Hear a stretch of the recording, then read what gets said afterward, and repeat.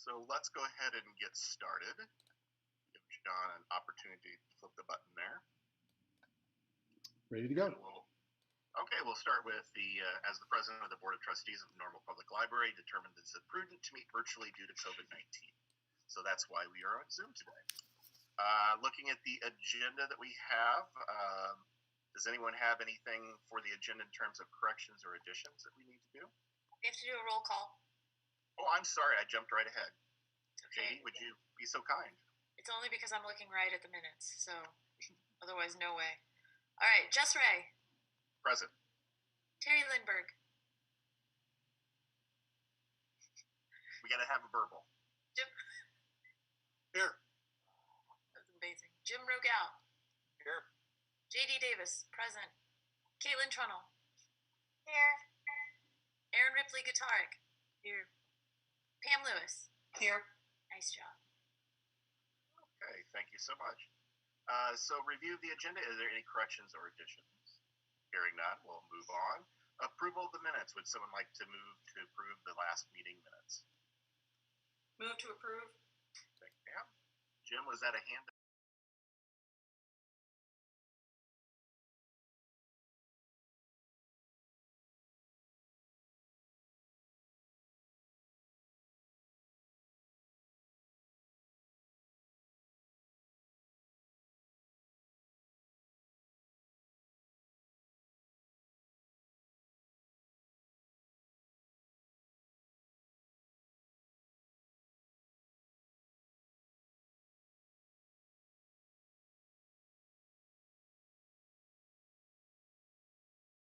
To our approval of expenditures. I believe everyone has that information in front. That would be approval expenditures, both payroll and other expenses. Harry. I think I've got this right. I move to approve payroll in the amount of $148,216.05 and other expenditures in the amount of $101,401.64. Do we have a second? Thank you, Pam. That's any discussion? Payrolls. Just clarification, because someone had requested to have the number of payrolls each month, so it's two payrolls. Two payrolls. Thank you. With that, JD, would you be so kind as to call the vote? Jess Ray. Yes. Terry Lindbergh. Yes. Jim Rogel. Yes. J.D. Davis. Yes. Caitlin Trunnell. Yes. Aaron Ripley Guitaric. Yes. Pam Lewis. Yes. Okay. All were for approved, so we'll move on to the next item. President's report. As we all know, and very excited, Normal Public Library was able to start having patrons return to be able to do some things. I know we've had some very good responses, some very happy patrons, and happy to see a few people we haven't seen in a while.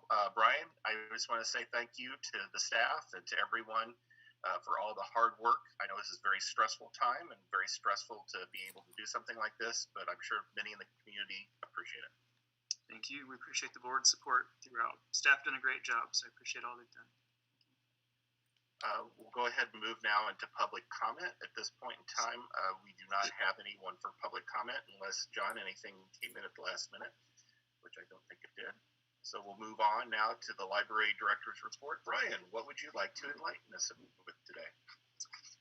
Well, the big news is that we are open, which feels great, and we've seen certainly slow and steady, which we anticipated. It's gone really well, honestly. So it's much easier to be open than to be closed. I think just we're geared to be open, those of us who work here. So it feels great. It's great to start to see our users back in, and I think it's we've heard from several patrons just mention how they'll come in and just kind of sigh and look and put their arms. It feels really good to be back in the library. It's a real strong connection for them. It's just very symbolic, I think, to walk in the library. So that's been really neat. Starting to see more kids in. I noticed today particularly. So we're at 2 weeks now. Just definitely starting to get a little more back to that kind of regular regular rhythm. I think certainly not the door count we used to see, but it just feels different. We're easing up a little bit there in terms of having more increased foot traffic. So I think the word's getting out that we're open for one, and also that we're not that busy. So it's there's concern about is it really crowded in the library? It's not, and we think that's great. And also just a reminder, we've really done all that we can to open up our spaces so that you can have as much distancing as possible. And the grab and go concept is going really well for the most part. So patrons are happy just to come in, get their stuff, and be on their way. So we continue to offer curbside service, which is used quite a bit, and doing home delivery, et cetera, too. So really engaging the community, and being open, it feels wonderful. So kudos to staff for all their hard work. We had a lot of questions, a lot of discussions, and again, we just appreciate all the board support through that closure and through the construction. So lots of compliments in the bathrooms, which is nice. So let's see here. We have a few mentioning the bathrooms, just a few. There's always punch list items. There's a few that hopefully you don't see, but we're well aware of them. Checking in on those every other day or so, trying to get those resolved so we can officially be done with that project. Looking at the possibility, and we're looking at our other restrooms just in terms of seeing with grant opportunities.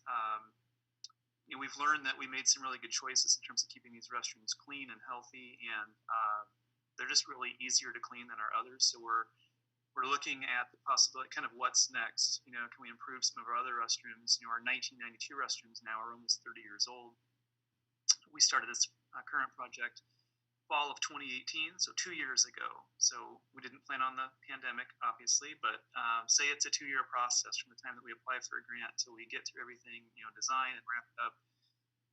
Whatever the next phase is in an improvement that we can make to enhance accessibility, I think it would go a little bit quicker. I don't want to jinx it, but the 1972 building had some just inherent challenges in it, and it's probably one of the most difficult projects we could do, frankly, is replacing those original restrooms. So the other good thing is we've made all the choices on fixtures, et cetera, so we would just carry those throughout. So we feel we're in a good spot to look at what's next and take advantage of those continued grant opportunities. So I think I mentioned last time, we've also applied for various other grants too. So just looking at anything we can do to help improve the current facility. Strategic planning going well. So we really dove back into this, and I gave the leadership team a heads up a couple weeks ago that it's great that we're getting ready to reopen, and we're going to quickly get into strategic planning because we want to get that done in December or January or so. So met with the consultants yesterday. It's going really well. Had a staff survey. I would like to get the consultants engaged with the board at the November 18th meeting if possible. Set up a meeting today with the library planning committee. So Terry and JD and I are the representatives there from the library side, and it's City Manager Pam Reese, and then council members Karen Smith and Kevin McCarthy on the town side. So plan to get the strategic planning consultants involved in that conversation for 15 or 20 minutes or so. Talk about some of those long-term, kind of high-level discussion. What about a new facility? What do we do between now and then, et cetera? So just trying to get some guidance there from that group. And then further down the line, and this will actually come pretty quickly, but we'll engage the community in different ways. I mentioned the board engagement. We'll come back with a draft plan and a draft implementation plan to the board. Right now, we have it scheduled out to complete that and I guess I'm actually taking over the item we have on the agenda now, so I apologize for that. But we plan to get done by the end of December. I've already said if we don't, that's okay. We care more about the quality of the plan that we have the next 3 years than just getting it done. So, excuse me. I think we're in a good spot. We had a while there that we started this just before our closure, and then lots of things went haywire. But we've learned a lot in this time, so we're going to take advantage of that as we plan and look forward and be prepared. So I think we come out of this stronger, having gone through COVID, and better prepared for just adverse situations. So I'm thankful. I think we're in a good spot with planning. budgeting. Continue to go through the budget process with the town. We're a flat property tax revenue at best, and being asked to take a hard look at our expenses, which I'm doing. Some natural things that we're looking at: travel and training. How much travel and training can we do under these conditions?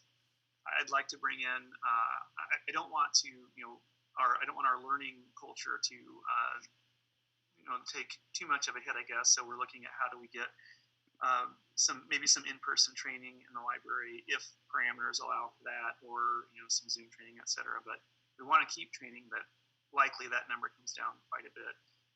That's just one example of costs that could go down. On the flip side of that, we're going to spend more than ever on cleaning products and equipment and things like that. So we want to be honest about the budget, that there are costs to dealing with the pandemic. So we want to keep those budget lines strong.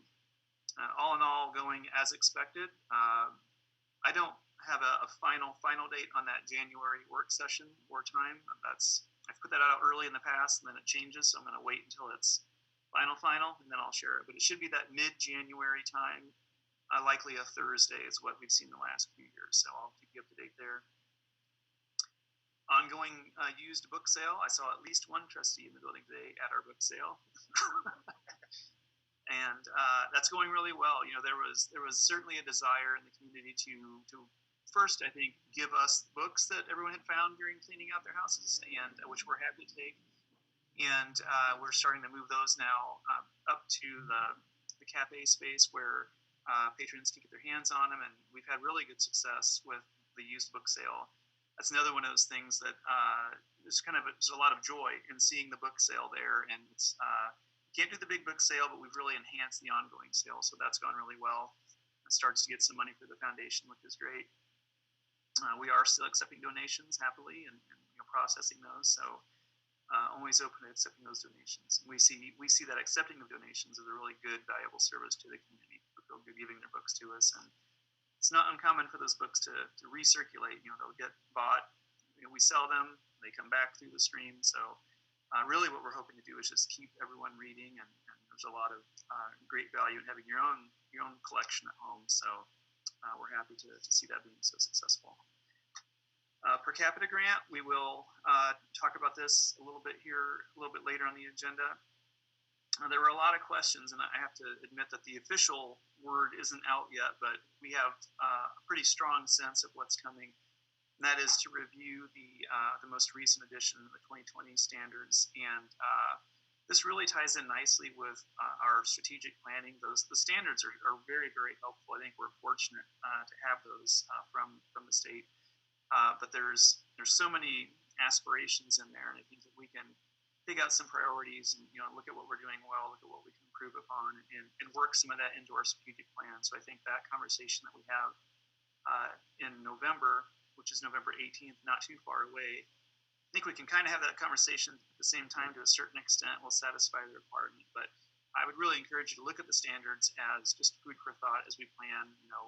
There's a lot of things in there that we do well, as I said, but there are also things that we don't do as well, or maybe we don't do at all. So, we have limited resources. So the whole point of planning is how do we use our resources to, time, space, budget, staff, etc., to best serve the community. So look forward to any ideas you have there. Website project, working with the University of Michigan Needs Assessment Usability Evaluation class to look at our website. So this is a process. This website went live in 2018, so it's a couple of years old. And we knew we wanted to take a look at it. We don't want it to get too stale. We updated content all the time, obviously, and small design things. But we want to look at it from a user perspective, and having this class look at it is great. And they've done some local interviews, surveys, etc. So this is I think, third or fourth time that we applied to be a part of this process, and we finally got selected. So Jennifer Williams is leading that initiative, and it's going really well. So that's exciting and free, which is helpful. I attended the ILA online annual conference, which I think they did a good job. And I just want to thank Jim. He attended, represents the trustees, and I appreciate his time there. So we can have access to those sessions. I think it's for 90 days, which is helpful. So all in all, certainly different than being there in person, but really well done. I think it's probably one of the best efforts in terms of having a good experience and being able to chat amongst colleagues, etc. Presenters did a good job. The recordings are quickly available, so I thought it was a good experience. Again, thanks to Jim for his time. I believe that is all I have, unless there are any questions. Hearing none, we'll move forward and go into Foundation. Pam, anything you'd like to share about Foundation? Okay. No. I have a few, if I may. Oh, Brian, yes, go ahead. Okay, so Joel McReynolds, Development Coordinator, he and I met today, and we're in daily conversation really about a number of topics. I introduced Joel via Zoom to Peter Pearson and Sue Hall, and some of you have met Peter and or Sue.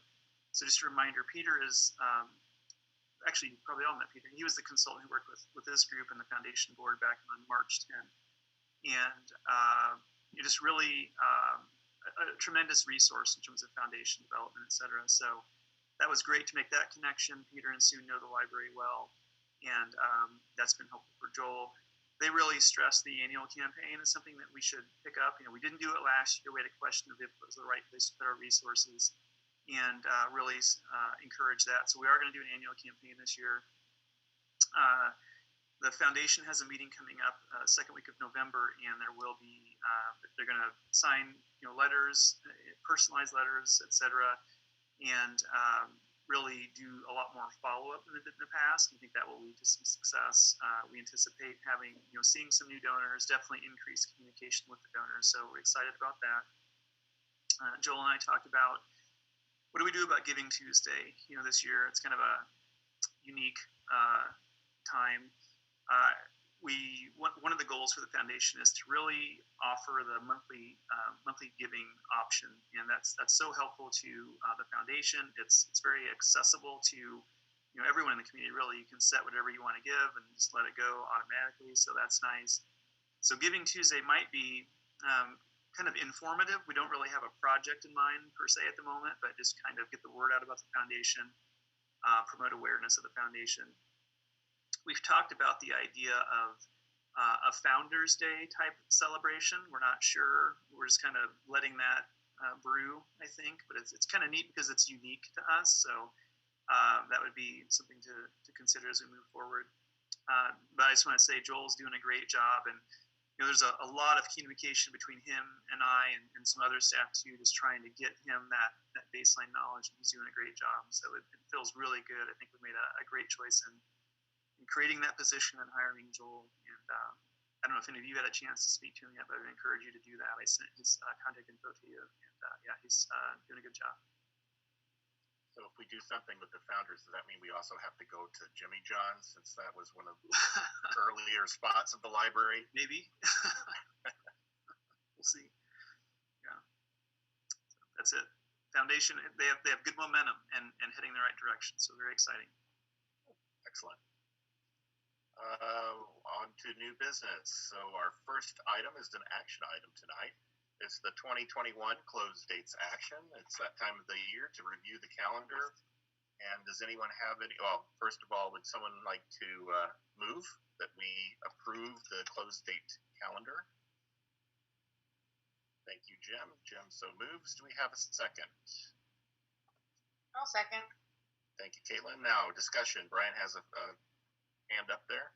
Just FYI, so this is in line with our personnel policy with one exception. The one exception is noted there that Sunday, December 26th, I talked to the leadership team about this. I had some requests from staff, inquiring if we might be open or closed on the 26th, leaning a little maybe. But we talked about it. We think it's fine. It's, again, a unique year, and Jess and I discussed it a little bit, but so that is the one exception relative to our personnel policy. The rest of this follows what we've laid out in the personnel policy. And in that policy, I should mention too, it leaves open to if there are exceptions that you wish to then approve, then that option is there. So. Thank you. Any questions or discussions with the closed dates? Hearing none, JD, would you be so kind as to call the roll? Sorry, my heater's loud. Okay. Jess Ray, Approved? Terry Lindbergh. Do I have to hear it? I don't have to hear it, do I? I think technically we were supposed to do Yes. Let's hear it, Terry. All right. Jim Rogal, Yes. JD Davis, approved. Caitlin Trunnell, Approved. Aaron Ripley Guitaric, approved. Pam Lewis, approved. All right. All in favor of approving, so that action item is complete. We did talk a little, well, I shouldn't say we, I used the royal there, I guess. Brian did mention about the review of serving our public 4.0 standards for Illinois public libraries, and had some thoughts about how best to accomplish the requirement that all of the trustees review and give input as to the answers, show how we are doing for that. Brian, what would you like to share on that with us? Really, we were looking for your direction. Excuse me. I've gone through every word of it and various things highlighted, noted, etc. So we are happy to provide a list for you to respond to if you wish. So kind of, things we're doing really well, again, things we can improve on. And that could be the discussion next week if you wish. So typically this application is due, this is for the per capita grants, but $5,000 that you get each year. Typically it's due January 15th. We've heard unofficially that it's going to be moved to probably March. I'd still like to get that January 15th date personally, just why not? So what we're looking at, if we back into that, we would be seeking the board's approval of the application and having all of our requirements met by the mid-December board meeting. So then we would essentially have to complete this review at the November meeting, November 18th. So we're happy to provide those lists of here's what we're doing really well, here's where we can make some improvements. We could kind of make some tie-ins to where we are in strategic planning then. We could have that conversation with the consultants at the November 18th meeting. And like I said, we could kind of accomplish a couple of things at once there, I think. So just throwing it out there that I really want to give you a taste of it because it's a lot to review all of the standards at once. Typically we'll do in a grant application, we might do 2, maybe 3 standards. So looking at all of it is quite a bit. So just want to make it reasonable for this group. And like I said, I've already gone through and done a lot of work on. I'm happy to share that with you if desired. So you just let us know how you'd like to move forward, and we'll do so, please. Does anyone have a particularly strong feeling one way or the other? I would say we should all read the document prior to, if we hadn't already, prior to the next meeting to make sure that we have all the conceptual ideas in our head. I myself would think that it would be a better use of everyone's time to hear from staff where we already have some things, and then we can respond back in the collaborative environment of being able to give and take. And then, as you mentioned, I like the idea of being able to use this as part of the strategic planning process. Does anyone else have any ideas or thoughts? I'll just mention too, I think I sent an email earlier today just indicating that as we look at planning, these standards are so valuable, and I think that it would be wise to, at least in every 2-year segment, to cover each standard so that we're getting through the entire book with each group of trustees. Whether that's kind of taking we do a little retreat and look at all of them, or we look at all of them in a month that has kind of lighter business, or we break them down and look at maybe 1 or 2 each month or something like that. So just another thought. Yeah. If we could make this an action item on, the monthly agenda, and as a reminder that it's an opportunity, if it's not a heavy business agenda, that we maybe bite 1 or 2 of these off a month.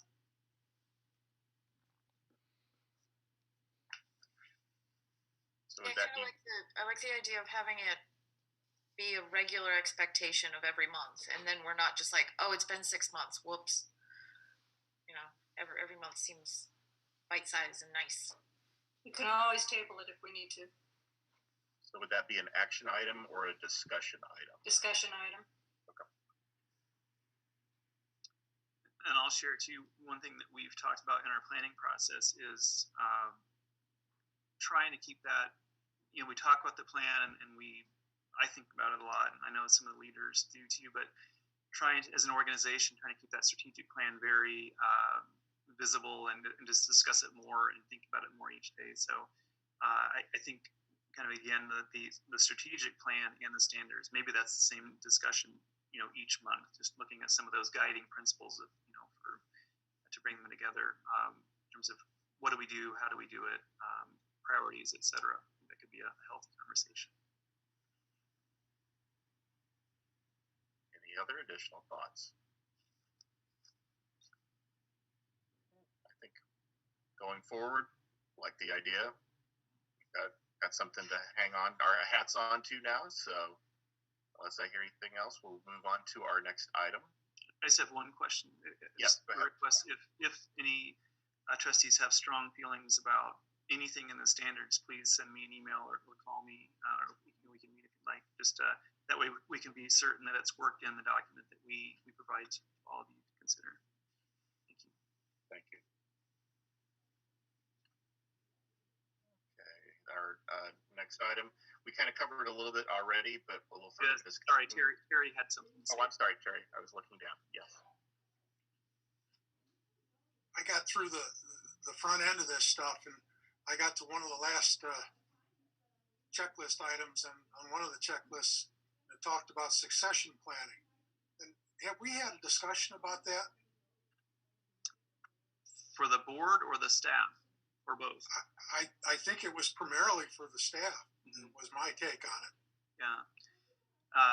This topic has come up a lot, like in the town planning, for example, and it often ends up kind of, what exactly does that mean? And I think I can tell you that, I think a lot about, I've been through situations where, people don't have the right passwords, for example, that type of example. And so we try to have things in place there. And I think it's a good discussion. What I've seen is what's the outcome of that discussion? Is it, do you want to, what is it? That's the question. So I think it's a great topic, but honestly, I think it's at least as important for the trustees too, because there are fixed, appointments or cycles there. So just something to think about for the trustees too, to make a goal of succession as far as trustees go as well. I point that out as maybe an area we make sure to cover. Yeah. And succession planning, my experience corporately is if someone is unable to come to work, and especially with pandemic issues or whatever that somebody would have to, it's making sure each area has someone that can cover that area with expertise. So, it's not only leadership, but just to make sure the continuation of leadership in the library or department heads wouldn't be disrupted by the absence of anyone. Certainly there's going to be, some disruption, but that work continues on and patrons aren't affected by staffing issues. Right. We will definitely talk about that as staff.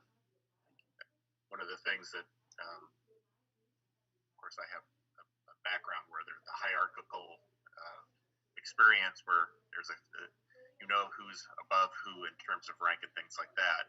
I know sometimes for staff being able to know, well, who has if the head person's gone, who at the second next level would be the person then to make the definitive, which is difficult because sometimes when we're all equals on that level, there's still times sort of like who's the senior or who's the gonna take care of things and be the definitive answer on behalf of the organization, right? So if your president of your organization is not available and you have 5 VPs, but they're all over different areas, well, which of those VPs is going to then step into the role or be the final definitive answer for things if one is needed?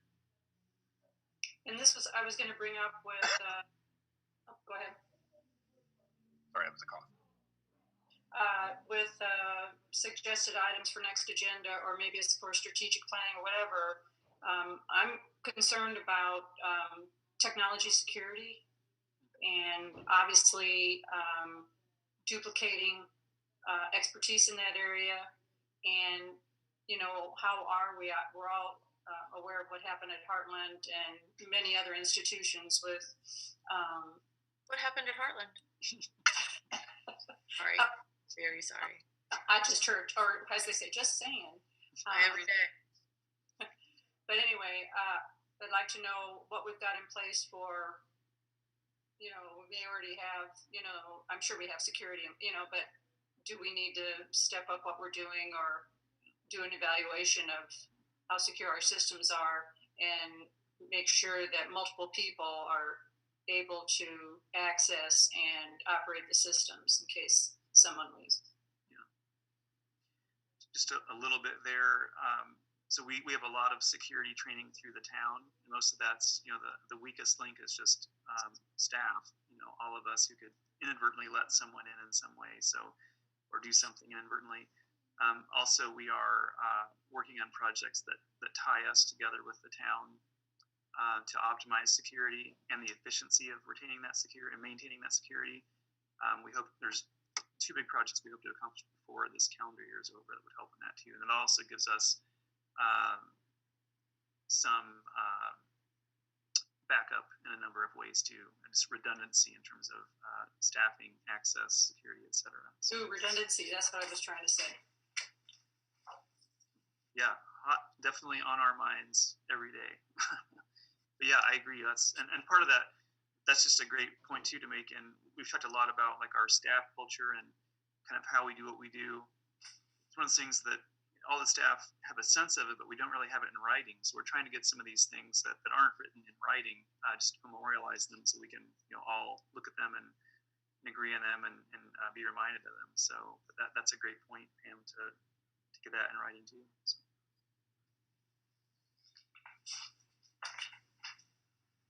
Anything else?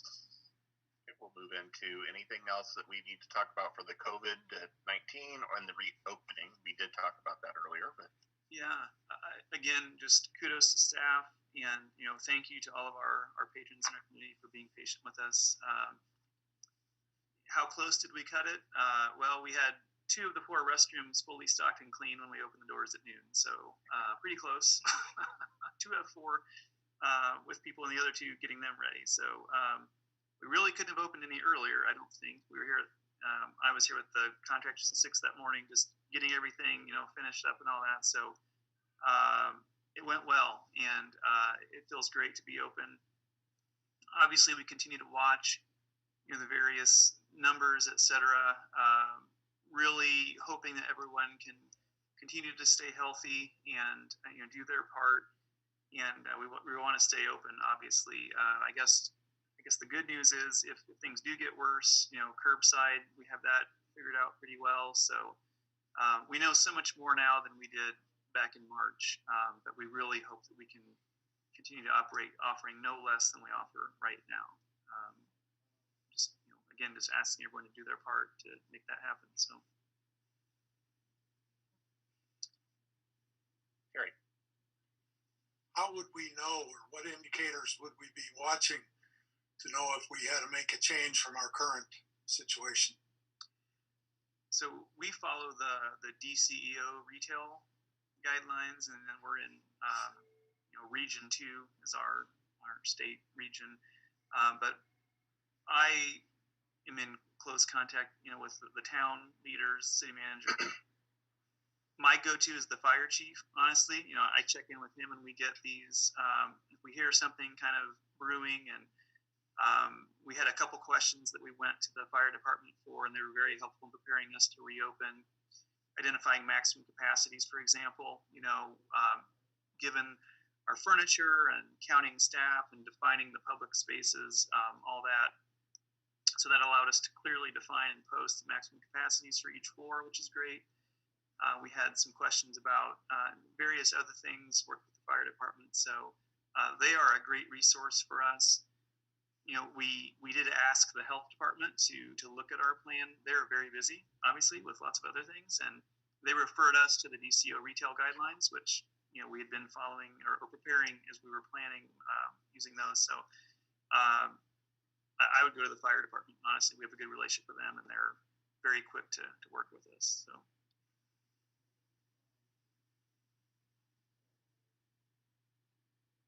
Okay. Anything else?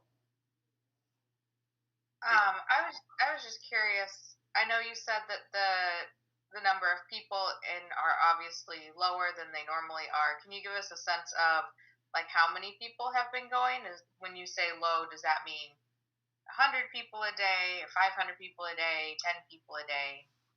If you could just narrow that down a little bit. Sure. So when we first opened, there were people waiting outside the door. Yep, a handful, and they went straight to the book sale. So it's kind of funny, but felt like a book sale. So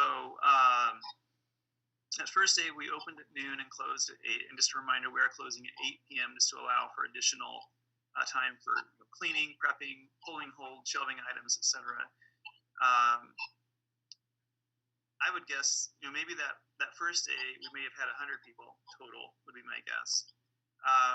Our door counter, we learned, is this is not a hack, but it's very old, and it's we have data, but something about the password, I can't remember exactly, but we need to basically wipe it clean to get it going so we can get into it again. So it's kind of a complicated thing. But anyway, we're going to have a staff member go back and look at our footage, because we just learned this recently.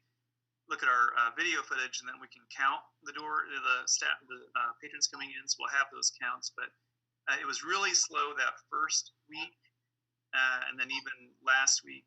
Today, I really noticed much more of a steady flow of people through the building. So I think there's kind of a comfort in, now that we've been open a couple of weeks, people are more willing. I think just word of mouth, helps make people feel comfortable. So I would guess today we had, maybe 150 to 200 people or so. I would say it felt at least twice as busy today as it did 2 weeks ago.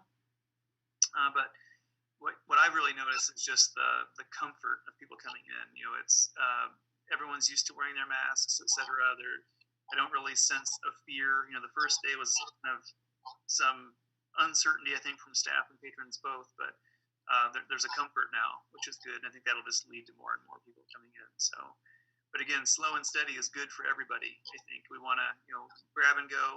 We very much encourage that. So the number of curbside pickups has gone down some, and as people can come in and pick their own items. But it's still really slow, but you can feel it growing. Like I said, especially today. So.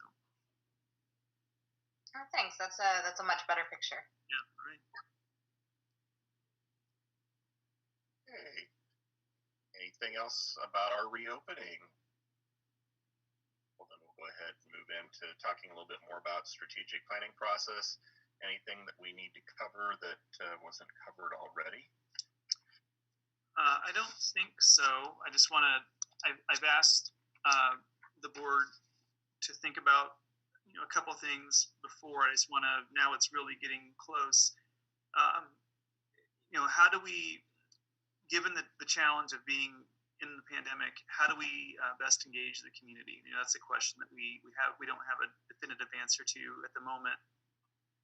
And Sue and Tony, our consultants, have some ideas there, and they'll talk to you about that on November 18th, I'm sure. But just looking for your input, if you could just kind of think about that. How do we're going to reach probably a relatively small number of people in the community. And I mentioned to Sue and Tony that in the past we've had focus groups, for example. They were in person.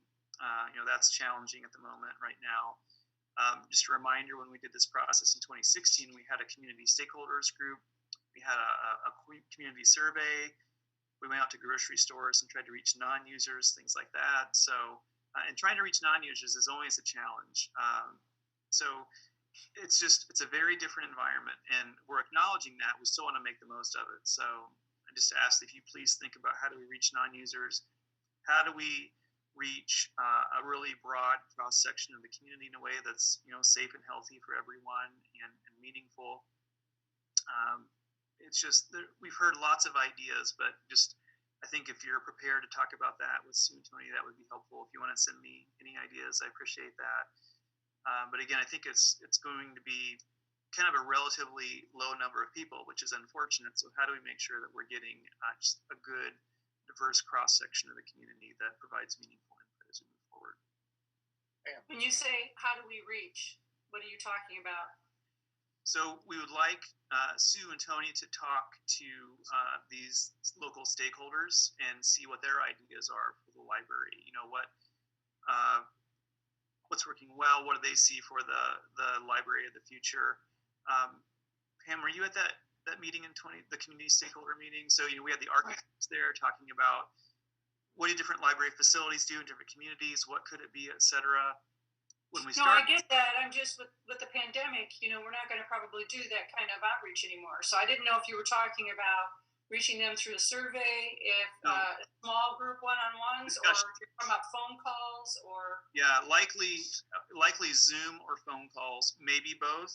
But we do want. That's the trouble. We're trying to get a very personal kind of a conversation, a true dialogue, not just a survey. We're trying to get more personal than that. So that's what we're looking for. That's why it comes down to a relatively low number, because we're trying to get more in-depth input from the community members. There's no easy answer. It's just it's a tricky one. So, but the key thing I think is to have the board's input. That will guide us moving forward. So, appreciate any input there. We have ideas, of course. The staff do. Thankfully, we've done, due to our last strategic plan, we have done a lot of community engagement, a lot of outreach. So we have a much better sense of, and a great network in place to reach various directions in the community. It's just say we have to pick 12 or 15, then that gets to be a huge challenge. And how do we do that? This is the trickiest part of the process, honestly. I think is how do we want that input. We're limited in how many individuals we can reach. So I would just ask that you think about that, please. But 12 to 15, how do you consider that a representative sample of possibly people we're not reaching? I mean, especially if you're looking at different age groups, and that's not a very big sample size. Yeah. So I guess the question is, how do you want to do this? We're willing to do anything. That's the number that Sue threw out there to me. Maybe that's a realistic number. So that's why I bring this up. I would love for you all to think about this. What do we feel comfortable with in terms of saying this is representative of the community, right, when it's not? That we want it to be, but this is just one of the challenges of doing this at this time. Or is there some other way to reach them, to reach the broader community? So it doesn't have to be this low number, but it's just this is the trick. How do we get the community input in a meaningful way? Beyond a survey, we can do a survey certainly, but the stakeholder meeting was so key in our last strategic planning process. So how do we kind of get that level of input under the current conditions to help this plan move forward? One thing I'll share too is this is important. I think what we as staff are feeling right now, and I think our consultants feel this too, is that this process isn't as much.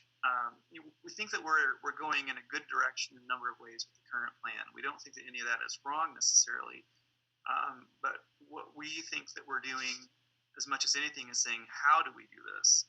And we think our goals are good, but maybe internally, we talked about structure a lot, positions, etc. But so if we think of this plan being primarily about keeping a lot of those goals, probably all those goals, honestly, but breaking them down further, getting more specific, and then how do we as staff, as trustees, as an organization, how do we accomplish these goals? How do we move forward with these goals? So that, I think that helps a little bit if you think of it more as it's almost as much a process planning piece. We think the goals are good, and that we really leaned heavily on the community to help develop those those key goals in 2016. And we think those are all still good, but we do think we can flush those out a little more and get more detail there. And that might be those additional details might be where the stakeholder discussions really help us. So it's tricky, no doubt. So is the issue because of the issue of getting folks together, right? And yeah, and limited time and limited resources. So we recognize, like you said, that we're not going to be able to hear as many voices at once that we would normally have an opportunity to. So maybe it's an issue of maybe being more thoughtful in the process of trying to involve stakeholders that might be able to speak for as many different voices as possible, setting up a couple of different meetings with them. So again, takes a little more resources, and even like you said, trying to figure out about what about stakeholders of those who don't use the library.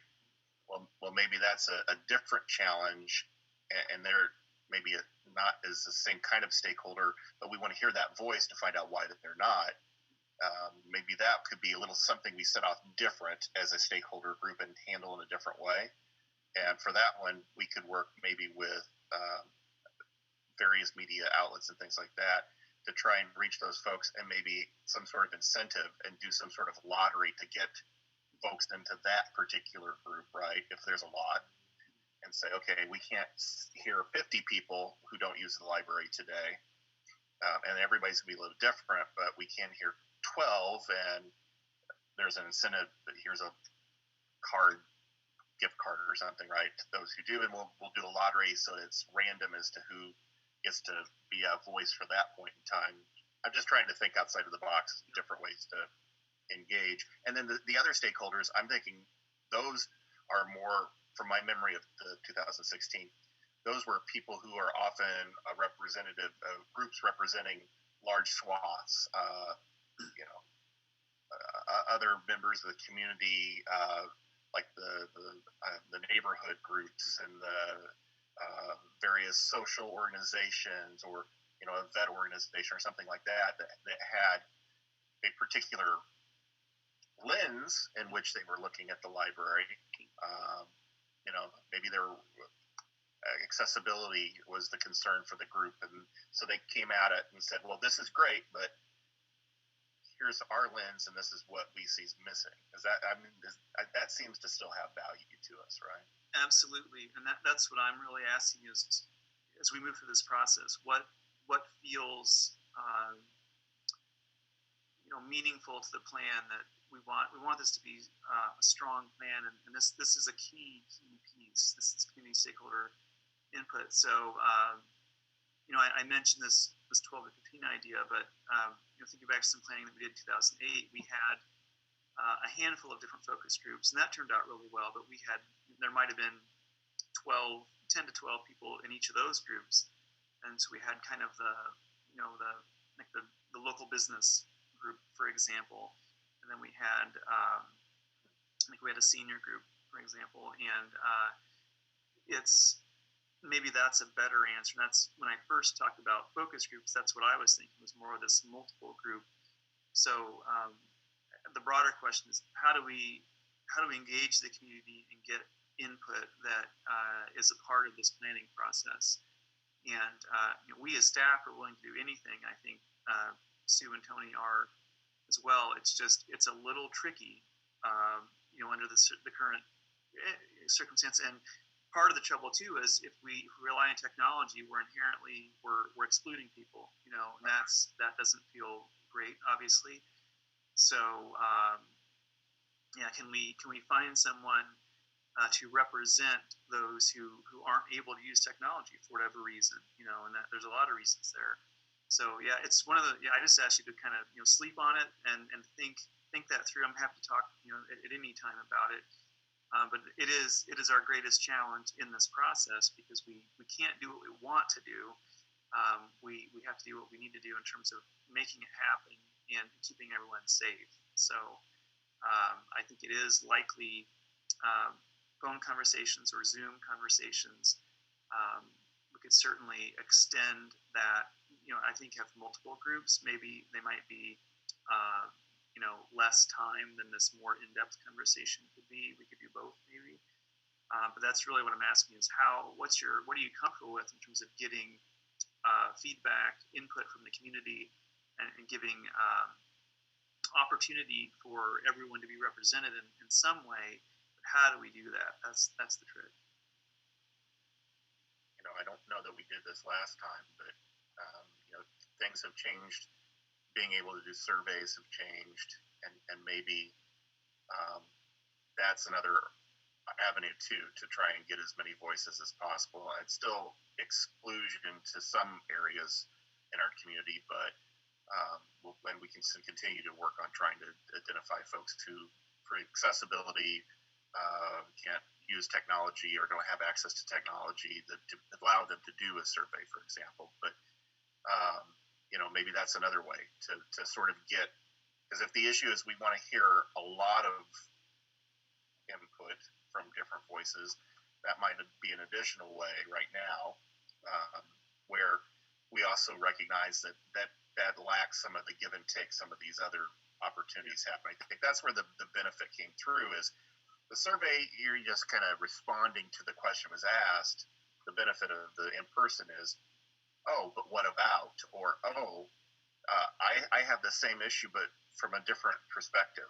And we're both kind of on the same page, but you're going this way, I'm going this way. Can we find a middle place here? I agree. I think the community survey is really valuable, and I just keep that in mind too. As there's no plans to release a survey prior to the board discussion with the consultant, so I would just keep that in mind too. How might we use a survey? Maybe it's out for even a month or so, but how do we balance these different tools to try to get the best community input that we can? So thanks in advance for thinking about that. Anything further on this topic? Well, if I am following the agenda correctly, we go into E, which is a 6-month review approval of executive session minutes of section 2C21, which is an action item.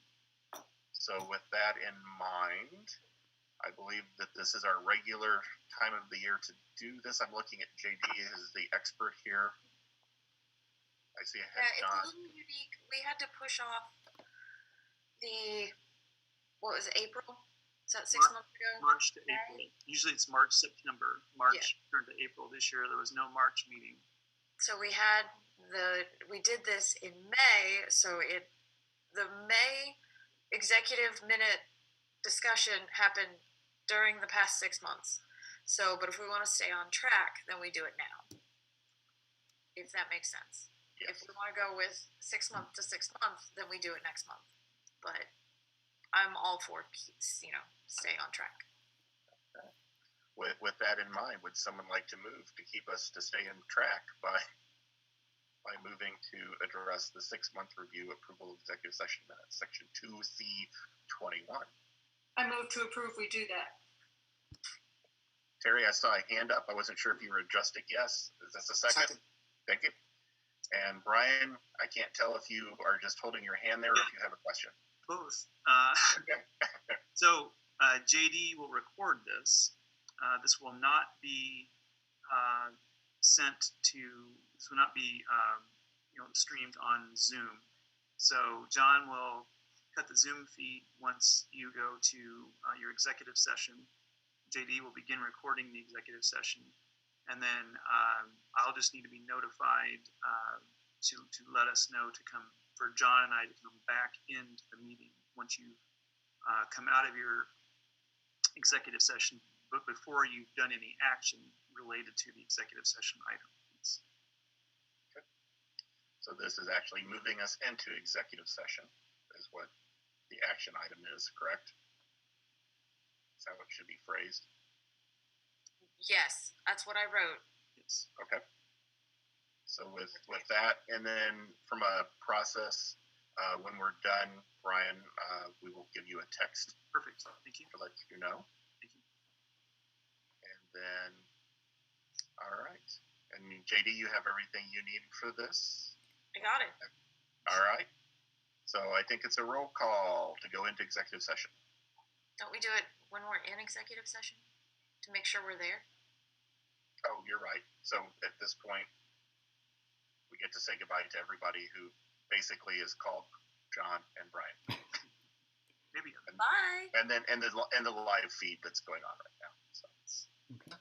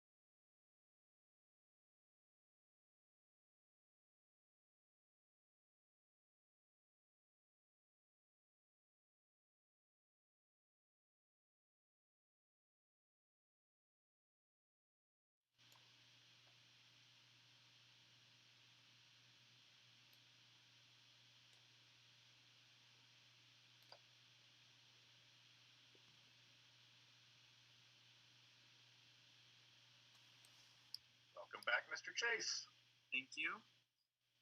And have to confirm with John. Right. John, are we live on the YouTube feed? We are now live. Thank you. Thank you. Thank you. Okay. So we are back in session. Would someone like to move to approve the 6-month review and approval of executive session minutes, section 2C21? Okay, I move to approve the 6-month review, approval of executive session minutes, section 2C21, and not release those minutes to the public. Okay, thank you. Do we have a second? Thank you, Terry. Second. We have a second. Okay, all those in favor, please roll call. Jess Ray, Yes. Terry Lindbergh, Yes. Yes. Jim Rogow, Yes. JD Davis, yes. Caitlin Trunnell, Yes. Aaron Ripley Guitaric, Yes. Pam Lewis. Yes.